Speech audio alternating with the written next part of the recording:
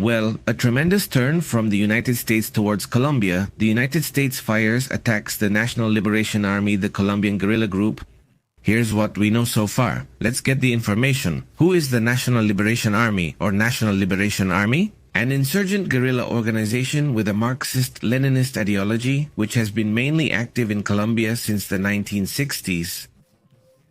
Considered one of the oldest armed groups in Colombia and Latin America, one reported by Pete Hegseth, the United States Secretary of War, says that under the direct orders of President Donald Trump, a deadly kinetic attack targeted a vessel allegedly linked to the ELN, the Colombian guerrilla considered by the United States as a terrorist organization.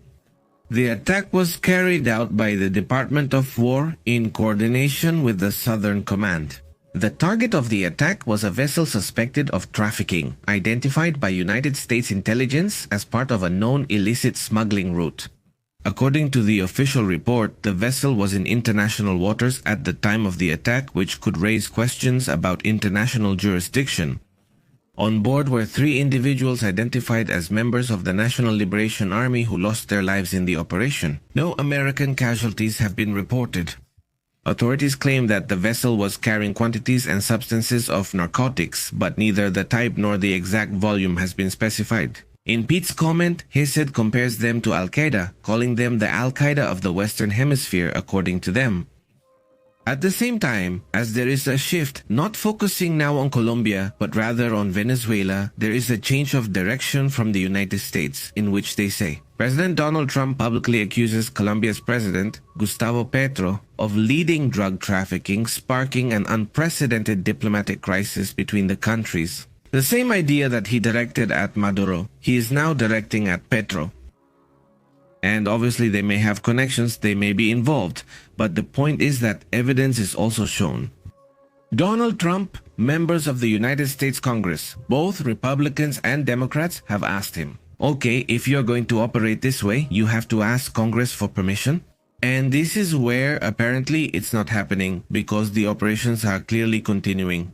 Donald Trump ordered the immediate suspension of all subsidies and financial aid to Colombia. In other words, there's a complete breakdown between the United States and Colombia from the perspective of cooperation on security issues.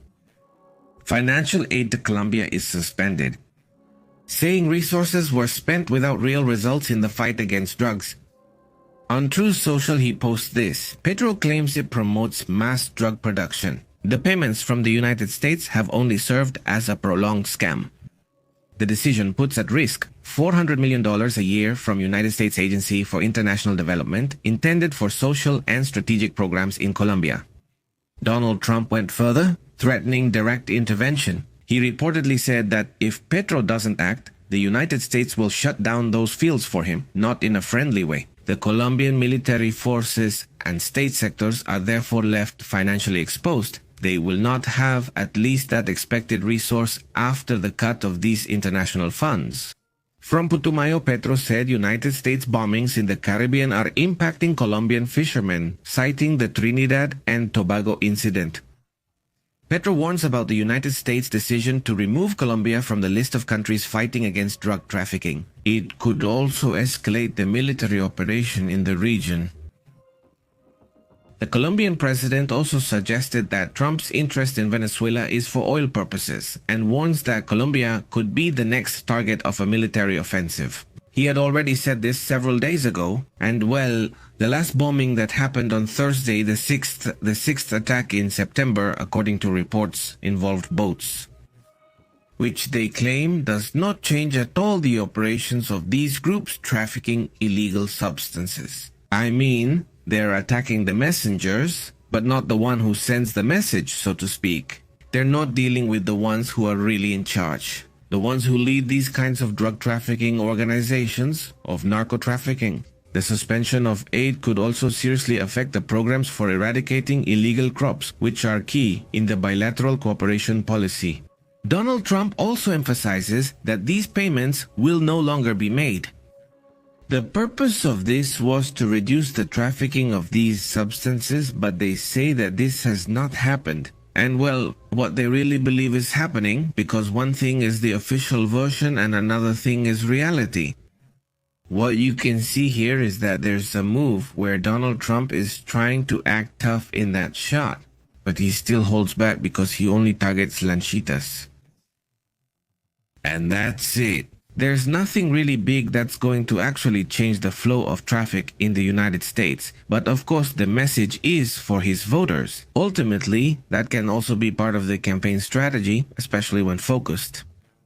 In certain Hispanic communities, putting pressure on certain regimes could be seen as something very positive.